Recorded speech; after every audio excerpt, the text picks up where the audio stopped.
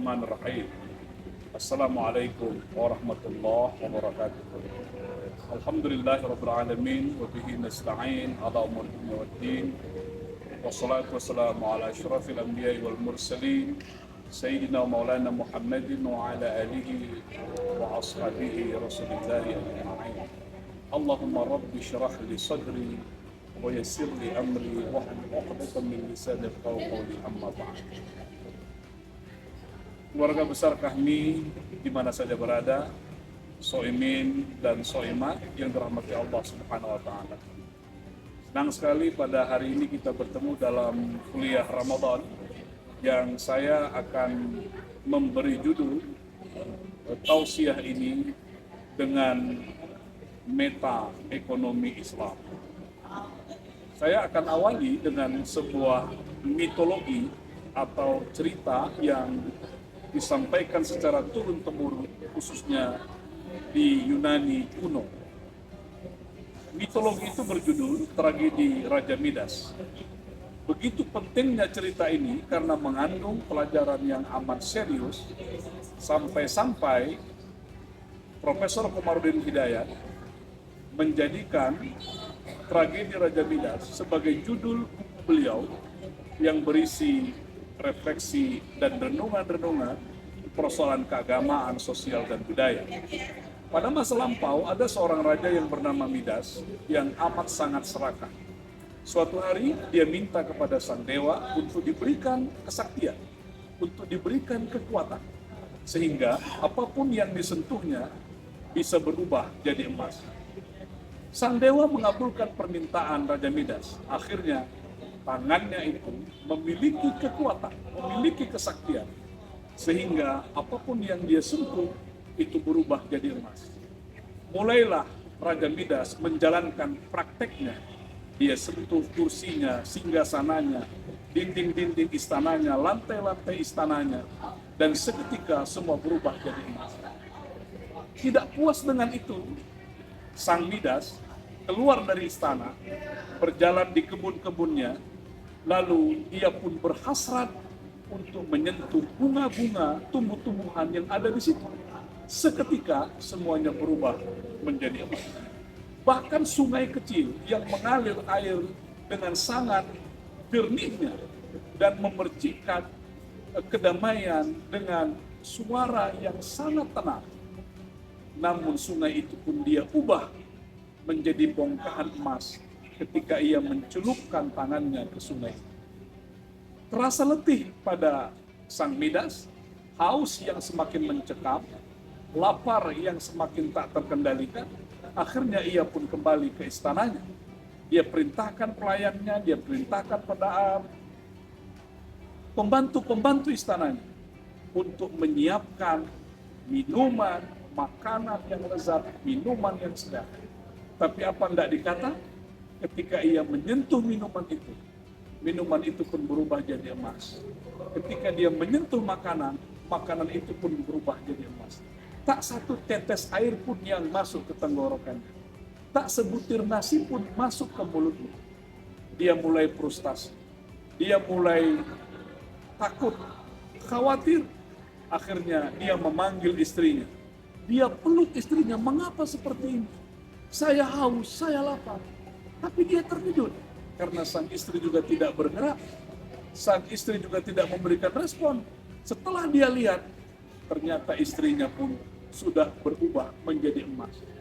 Anak-anaknya dia panggil, dia peluk semua anaknya. Anak-anaknya pun berubah menjadi emas. Akhirnya Midas itu gila, frustasi yang amat sangat parah yang membawa kehancurannya. Pesan moralnya, soimin dan soimat, keserakahan, kerakusan, itu akan menghancurkan kita semua.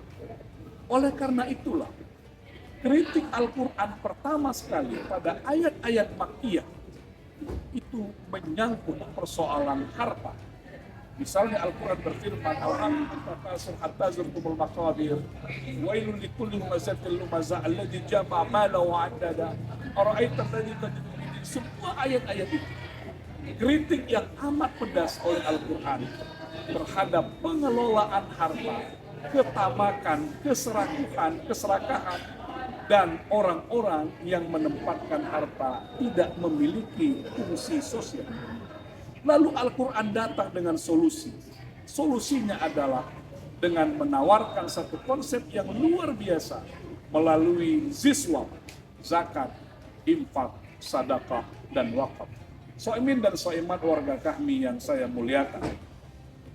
Persoalan kita yang serius sesungguhnya adalah belum maksimalnya harta yang kita kumpulkan lewat zakat, lewat infak, lewat sedekah ataupun wakaf. Apa yang menjadi persoalan di sini? Dalam pandangan saya, kenapa zakat umat Islam belum maksimal? Mengapa infak belum maksimal? Ada mindset kita tentang harta yang sesungguhnya belum berubah. Oleh karena itu yang terpenting adalah sebelum mendorong orang untuk banyak berzakat, banyak berinfak dan bersedekah, yang penting kita lakukan adalah merubah mindset, cara berpikir umat Islam tentang harta ini. Yang pertama adalah harta di dalam Islam itu bukan milik kita, bukan kepunyaan kita. Hampir tidak ada yang kita miliki di dunia ini. Semuanya adalah sesuatu yang dimilikan oleh Allah. Segala sesuatu yang dititipkan Allah kepada kita, yang harus kita kelola sesuai dengan keinginan sang pemilik.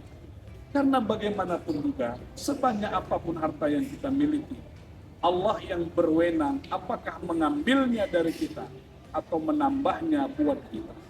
Oleh karena itu juga konsep rezeki, soimin dan soimat juga mengalami perubahan.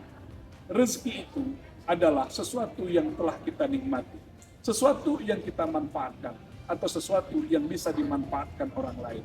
Bapak, Ibu punya deposito ratusan juta, miliaran rupiah, itu sesungguhnya belum rezeki. Dia hanya menjadi harta. Ketika meninggal dunia, harta itu tak bisa membawa manfaat buat kita, dan dia akan menjadi warisan buat anak cucu kita. Tapi kalau harta itu kita wakafkan, harta itu kita infakkan, kita sedekahkan sebagiannya, maka itu menjadi rezeki kita, karena membawa kemanfaatan buat kita, membawa kemanfaatan buat orang banyak. Yang kedua, dalam meta ekonomi Islam, diyakini bahwa harta itu ketika sampai ke diri kita, sebenarnya kita bukanlah terminal harta. Harta sebatas transit, singgah sebentar.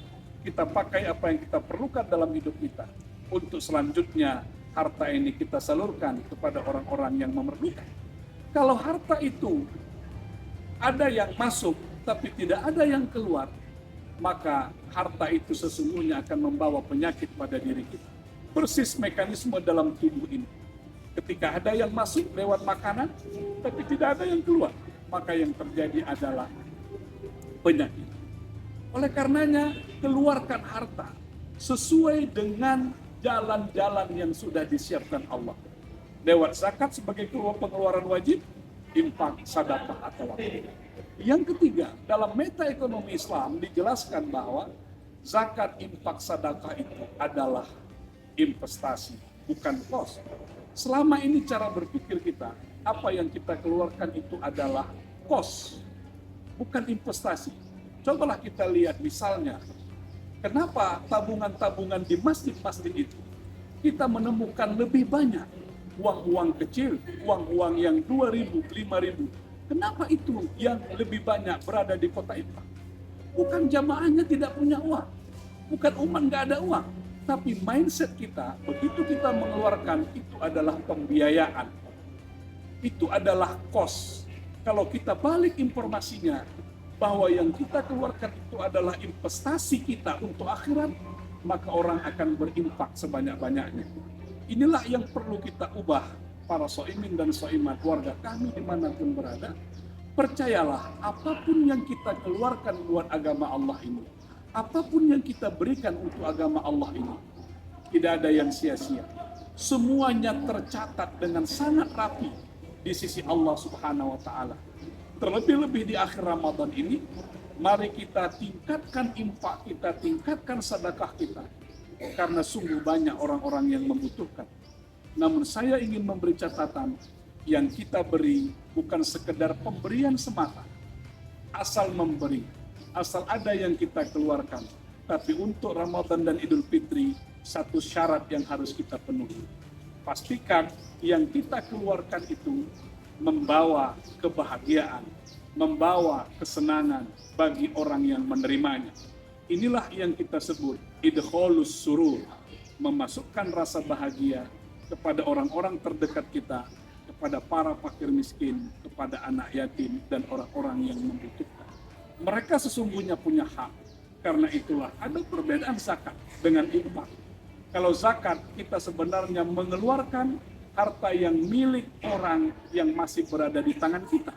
Maka orang yang mengeluarkan zakat, dia melepaskan hak orang lain yang ada di tangannya. Kalau dia tidak lepaskan, dia akan berdosa.